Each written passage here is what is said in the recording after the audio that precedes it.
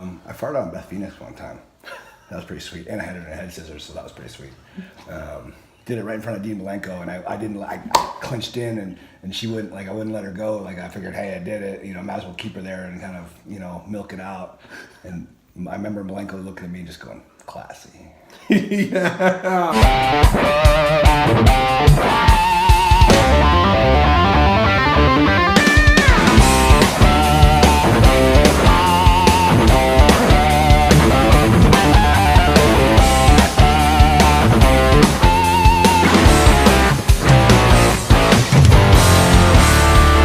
Damas y caballeros, bienvenido a Gobbles Podcast. Here to my right, the warlord of weird, Sinn, Bodhi. I said that right? You're good. Hermano, how are you? I'm good. How are you, bro? Good. Just, chilling. It's kind of chill today here in the Imperial Valley. Today, this night. So wearing the jacket, like you, man. You don't feel cold, nothing? I just warm from just wrestling. I just wrestled a big, huge monster. And, so I'm still kind of revved up, so I'll cool down soon enough, and then I'll be a big wuss in the cold. I don't like the cold. So. There we go. All right, brother. So we're gonna do this a little short and sweet. Ask you a little bit about wrestling, sure. And then ask you about your taste in music and all that kind of stuff. Sounds good? Sure. All right. So what made you pursue wrestling, brother? Just I loved comic books and superheroes, and wrestling was like the live sort of version of that, and it just captured my imagination ever since I was an itty bitty little kid. And I spent a lot of time by myself as I wasn't an only child, I have a brother, but I spent a lot of time. I had like a little farmhouse. That's where I grew up, outside of Toronto, just outside of Orangeville, in Canada. And sometimes we'd get snowed in or whatever, and I spent a lot of time there and just had my head in front of a TV or in a comic book or what have you. So my imagination just ran wild as a kid. Interesting. So at what age did you actually start training to become a wrestler, professional wrestler? I trained at the same school as Edge and Christian. We all grew up together, and then we all ended up going to the same wrestling school, Ron Hutchinson's Sully's gym in Toronto. And then from there, I just hit the road and just always sort of having a weirder, scarier look or whatever, being a bigger dude. Promoters just, as I was learning, just, they would put me in with a lot of name guys, because instead of renting out two expensive names, you could get, one expensive name and then one guy that didn't look like a glass jaw, like somebody that looked like they wouldn't just be fed to the name guy. Yeah. And, but I was, my price was just the same as any indie guy. So they got a dude that, looked the part, but was quarter of the cost, or tenth of the cost sometimes, Yeah. And I reaped the benefits of soaking up knowledge after every match after match, like any little tidbit that any of those guys would, tell me, whether it was Road Warrior Hawk or King Kong Bundy or Jerry Lawler or just whoever. This list goes on. I could just list names after names. And I think, weirdly enough, collectively I've probably wrestled more of like those old school names than a lot of the young guys have ever on WWE currently. Like, I'll break in a lot of those guys that are on TV currently, but I think as far as wrestling, any of those old school dudes that we all grew up watching or whatever, I don't know. Or maybe some. I think a lot of people these days grew up watching The Rock, so maybe I'm a little older, but watching all those guys from the '80s and stuff. Like, I've been in the ring with a lot of those guys. Yeah, you do have an awesome curriculum, man. Oh, thank you. So around what age, more or less, did you start it to? Early 20s. Early 20s. Yeah, okay. Early mid 20s. Do you think that was like a late stage in your life to pursue wrestling? I wish I did it a little bit earlier. Like, I was still young and dumb when I did it, so I would have been young and dumber if I a couple years earlier. But that would have I would have had a little bit more youth on my side. Just over. I mean, I'm not old, but I'm not young right now. So gone are the days of me looking kind of like Jack Sparrow. I more look like the Despicable Me version of me now. But I think it would have. I see a lot of guys that are, starting their teens, and then by the time that they're my age, and they've been in it for like 30 years or whatever, Yeah. So I think if I didn't start when I was, early 20s, mid 20s. So can we actually know your age? I'm like Zsa Zsa Gabor. I like to kayfabe my age, but I'm sure it's on, as my dad calls it, I'm sure it's on the Wikipedia. So yeah. I'm 45 years old. Oh, okay. You're still a youngster, man. So what's the funniest thing that has happened to you inside a ring? Like, it could be a botch or you know, you accidentally farted or something? Oh man, I farted on Beth Phoenix one time. That was pretty sweet, and I had it in a head scissors, so that was pretty sweet. Did it right in front of Dean Malenko, and I clinched in, and she wouldn't, like, I wouldn't let her go. Like, I figured, hey, I did it, you know, might as well keep her there and kind of, you know, milk it out. And I remember Malenko looking at me just going, classy. Yeah, man, that should go on the books, man. Yeah. At this stage in your life and your career, is there anybody from the past or the present that you would want to face?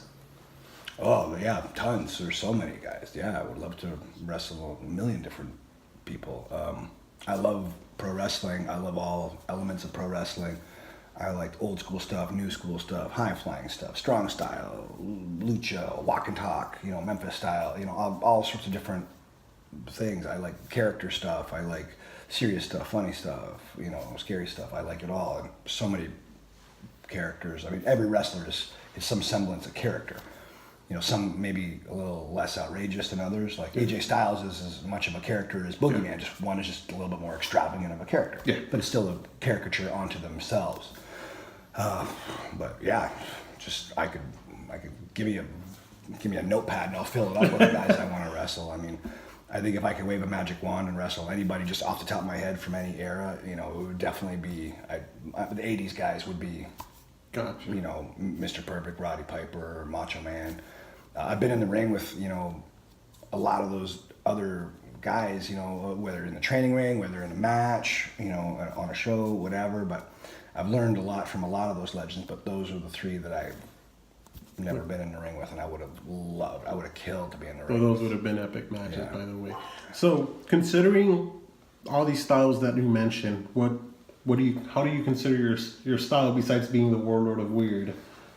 I'm eclectic. I'm a collector of stuff. I like little bits and pieces of all that stuff. I don't want to just be a luchador or a hardcore guy or a comedy guy. Or, in fact, I tell indie guys all the time, like, I'm always watching through the curtain, or try to watch as much as I can through the curtain and just see what's going on. And, you know, that way if some of the young guys want to ask a question, then I did them the respect of watching their match, and then I can tell them what I thought. But I get a lot of guys saying, hey, did you see I did this funny thing? What did you think of that? And I think they expect, because I do like freak show wrestling or whatever, that I'm going to pop for all the silly stuff. And 9 out of 10 times I don't. And I kind of explain to them, like, look, if I'm out there being silly, it's because I got my guy where I want him. Like, the cat needs to get the mouse in check properly before he starts messing around. Like, I like to tell them, like, sort of like, Joker just doesn't go up to Batman and squirt him in the face with a water gun, or Batman should just punch him in the face. Joker needs to hit him with a sledgehammer, you know, drop a cinder block on him, drop acid on him, run over Robin with his pickup truck, you know, whatever. And then while Batman's really selling, then squirt, you know. Yeah. And I see guys go, oh, that makes sense. And I'm like, And just that's sort of that dying art of psychology. And Gotcha. So we do know you excel in different types of wrestling styles. Has lucha been somewhat difficult since wrestling movements come from the right instead of the left? No, I'm fairly versatile. I spent a lot of time with various luchadors, especially like Durango Kid. You know, he was always really patient with me. Just from years ago, I was doing like a tryout for New Japan in LA there, and we became friends, and he really showed me lots of stuff over the years, and just he's been a really cool dude. And man, yeah, he got me booked on some lucha shows, and kind of got my feet wet in that whole side of it. So it's different for me, but being a bigger guy compared to a lot of luchadors, like, I would be more of like, you know, they're sort of monkey bars. They're the guys climbing on me, and I'm the one holding them up and flipping them around, and I would be sort of post for that kind of stuff. So as long as I really like, you know, safety first and all that stuff. Like, I've had an 18-year career of, you know, not clobbering anybody. So knock on wood, whoever I'm in the ring with next week is going to pay the price for that. By the way, I'm hiding my tattoo because this guy's making me look like ridiculous with my one tattoo. Oh, that's all good. That's how I describe a wrestling match. I always tell guys, like, not so much as like the hills and valleys, because it might be formulaic if you just go up and down, up and down. I like that irregular heartbeat, so people go, oh, is he dead? Oh, no, he's there. So, how much ink how many tats do you have, brother? One. one big one. Is it still a work in progress, or are you pretty much done with it? Who knows? Who knows? Who knows? I'm not in a rush to get anything out. I mean, I limited space, you know, but yeah, maybe I'll tattoo some abs, or I'll tattoo a handsomer face on me, or tattoo Some abs? Some abs. Do it Mexican style. Just go up to a fence. And Yeah. There you go. There you go. I remember back in the day traveling with Jim the Animal Neidhart, and he had his abs like shaved in his derby there, and it was pretty sweet. I'm like, man, I'm just not manly enough. I don't have that much belly hair to shave in and draw a picture like that. So We'll do it Granda style with a Yeah. Sharpie there. Hey. There you go. By the way, hermano, welcome to PWL. Oh, thank you very much. Thanks for having me. No. Thank you, man. By the way, one of your rivals is going to be Estudiante Junior. He's one of the locos. So whenever you have a chance, I'll send you some of his clips. Or Yeah, I like to do my homework on who I'm wrestling. It's weird. Sometimes I don't mind getting in the ring cold with somebody and not having an idea who it is, and then just feeling it out. But I do, if I have a choice about it, I do like to study some tape on guys. I like to be prepared. I like to do that guy, the due diligence and the respect of understanding what he's doing, and I think that just helps to tell a slicker story. It's a good thing you're telling me, because I told the fans I was going to do the announcement of that match. So we are announcing you tomorrow in the morning as our secret superstars. We announce it. Okay. So it's going to be you versus Estudiante versus Funny Bone in a triple threat match. Okay. I can't wait to beat the crap out of both of them. There you go. Estudiante, ya sabes, papá. There you go. How's your Spanish? Oh, it's muy poquito, man. Muy- Polo loco. Pollo loco. So we can work on here. Ouvre la porte. So Yeah. we can work on here to February. So Domo origato. Right. Yeah. Jawohl. That's right. So we got time to talk some smack about Estudiante from here to February, right? See. See. Why? I mean, I know Mexicans aren't big swimmers, but why are they always talking about water? Why do they say sea? It's always talking about the sea. I don't get it. I don't understand. I don't get it. But it's just me. That man. All right, man. So what's coming up for you this closing year? Oh man, I got just so many different shows going on. There's lots of wonderful shows across the land, like whether it's SoCal, NorCal, up and down, east and west, East Coast, overseas, You're Canada. a roller coaster, man. I'm all over, man. And I think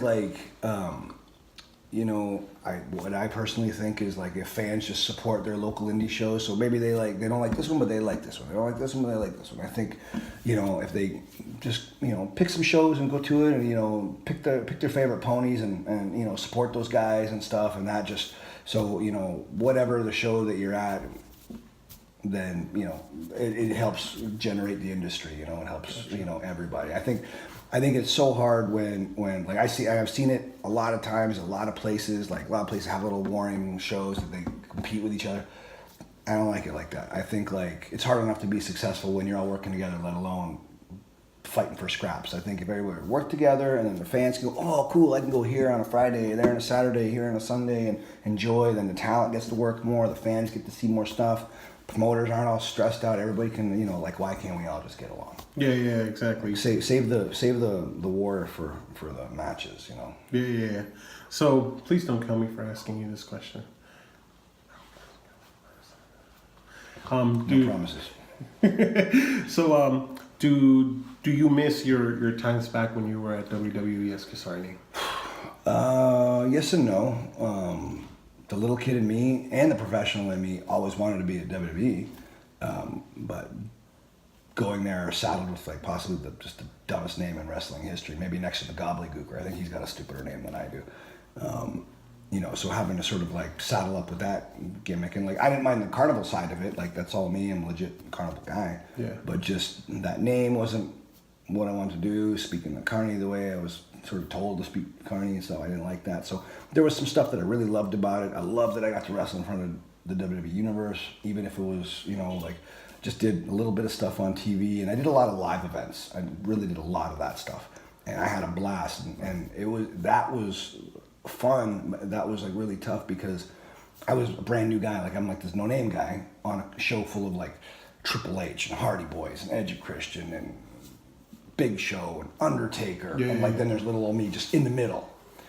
So I've got to like, it just was awesome. It just like, I kind of had to crack the whip on myself and just like force me to up my game. And then I'd walk away and people would be happy, and, I'd have like the coaches backstage, they were always really happy. So it's cool. I'm like, whether it's Ricky Steamboat or Arn Anderson or Malenko or IRS or whoever it was, like I always get that, good job, kid. And I'm like, sweet, So, I mean, it was total double-edged sword. I loved it and I hated it all at the same time. And I love WWE. I love wrestling in general.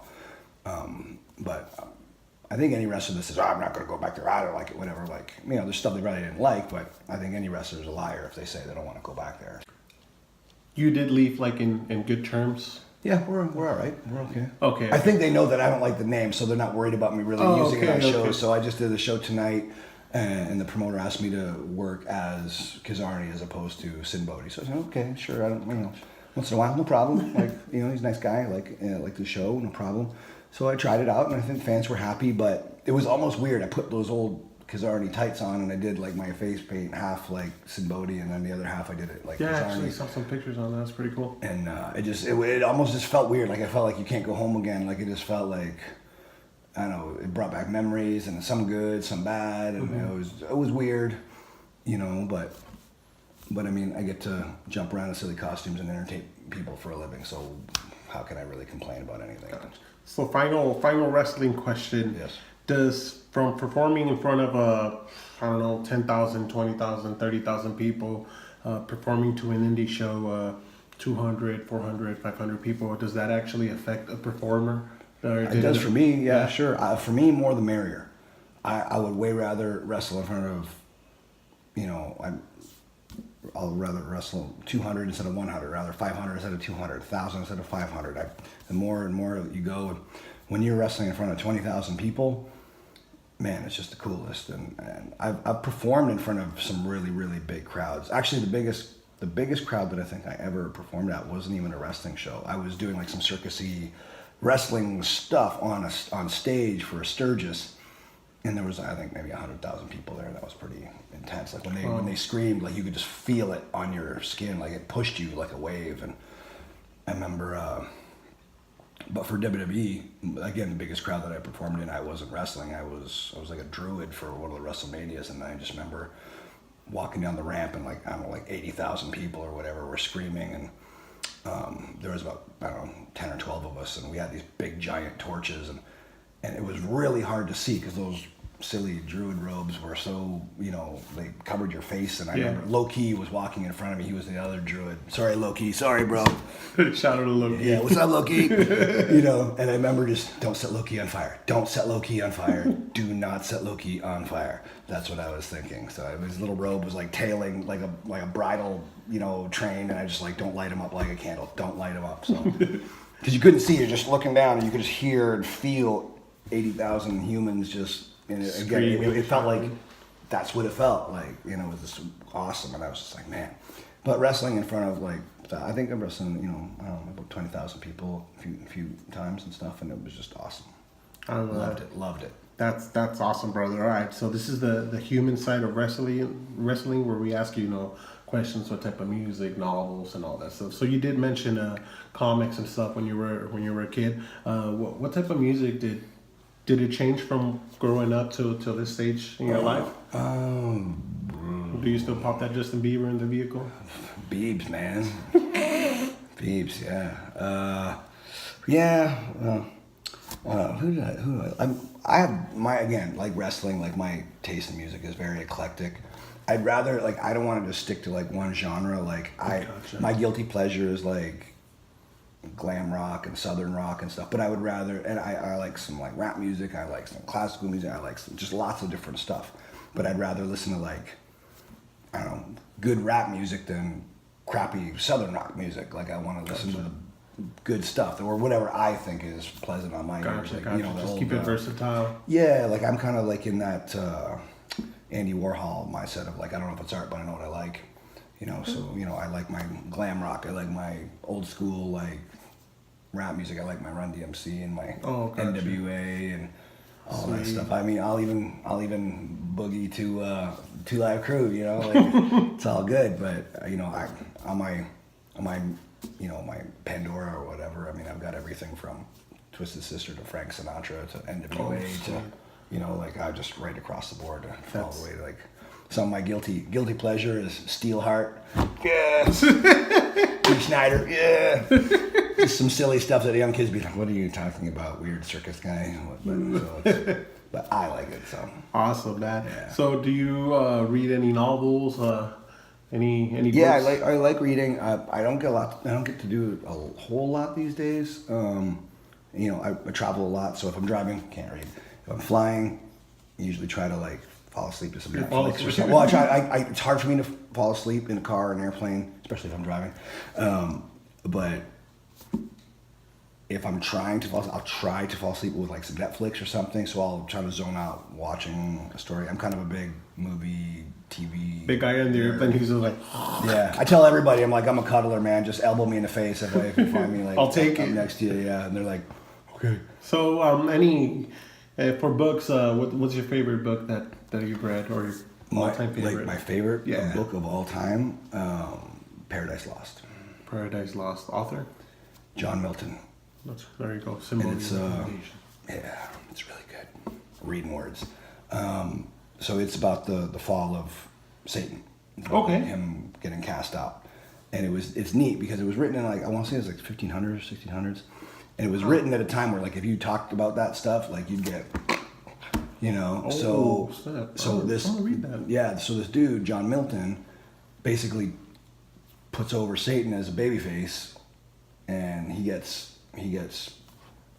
shit canned for thinking out of the box, just going against the grain, you know, going against the man, and so he pays the price. And then they put a heel spin on him just for marketing purposes. Oh well, let's turn him red and give him devil horns or whatever, just so everybody thinks he's the monster. But really, he's a guy that's thinking for himself and doesn't want to put up with all sorts of horseshit rules and all that stuff. So he gets a bad rap. So I think it was done so cleverly that. And back then they would call stuff like that like a comedy or a farce or something. And so he wrote it so cleverly that instead of burning him at the stake or whatever, which they would do to dudes at that stage of the game, the Pope thought the book was so clever that he didn't realize that John Milton was ribbing religion, and he gave it like the Pope's seal of approval, like the imprimatur. He's like, oh, this guy's really funny. And really he was kind of saying, hey guys, open up your eyes and think for yourselves. And not knocking religion, I'm not knocking anything. But I am knocking like people that don't think for themselves. So that's what that book to me told me, and that's how I kind of live my life. It's like I'm not the weird guy per se. I just do what I want. Gotcha. So, any religion, free spirit? Yeah, I can sum up my religion in a Bill and Ted's Excellent Adventure quote. Just be excellent to one another. That's it. Boom. That's it. Boom. That's deep. There you go. That's it. That's how I think. More hugs, less hate. Boom. That's it. More hugs, less hate. So, any movies? I'm a big superhero nerd. Again, just to me, it's all like wrestling and superheroes, all the same kind of stuff. Yeah, I want to see Ragnarok. I want to see Justice League. It's on my to-do list for sure. I was a big fan of the Thor movies, like the ones that came out already. I wasn't a big comic book Thor guy. Like I love comics, but I was never a big comic Thor guy. But the movies really like hooked me. Yeah. And then which one? I like. I'm a big Spider-Man mark. Big time Spider-Man mark. DC or Marvel? Yes, I like both. I'm a Spider-Man guy, but I'm also a Joker guy. And okay, gotcha. There's a little bit of some of my influences are like Joker and Green Goblin, and you can't figure that out in the ring. I don't know, but like I put over where I steal.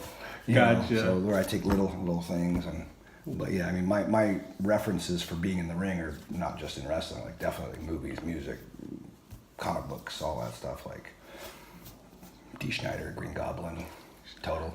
Yeah, definitely. Totally. Well, brother, I know you're really tired. Long drive. What, 6-hour drive?